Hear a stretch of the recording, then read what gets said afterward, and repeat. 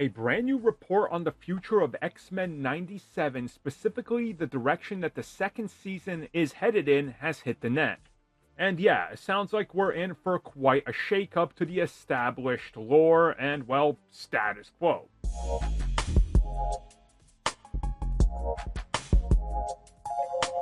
Well, I guess if you haven't seen X-Men 97 by now, maybe you're not going to. You shouldn't probably be watching this because spoilers, but at the end of the series, we see that the two X-Men teams are split into two timelines. Well, okay, if you keep the modern timeline, three, but one is far in the past, dealing with Apocalypse. The other is in the far-flung future, and there's obviously the core team that's in the present in 97.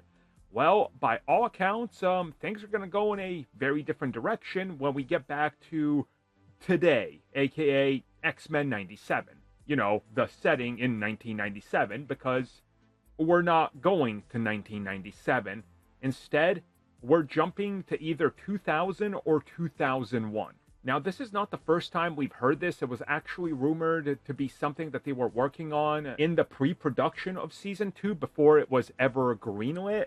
And now, during a recent interview with one of the people that's responsible for the series, they talked about the evolution of the X-Men and, of course, getting past the 90s, getting more modern, moving the story forward, and that if they look at the comics and the aesthetics, the next natural step and the passage of time brings them to the early 2000s.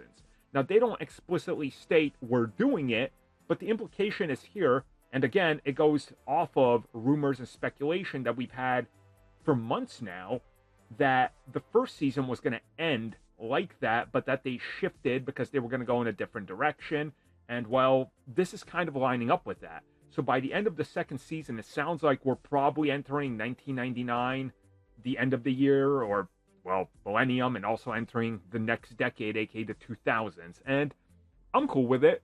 Like, there's obviously aesthetics that can change, story, the advent of technology, you know, a lot of things change. And I think that's a smart decision, so we can kind of get away from the 90s and into that early 2000s vibe that, well, by the time this comes out, we'll be in that prime 25 to 35 year nostalgia window, which is what they want to capitalize on. So this honestly makes a lot of sense and gets me quite hyped.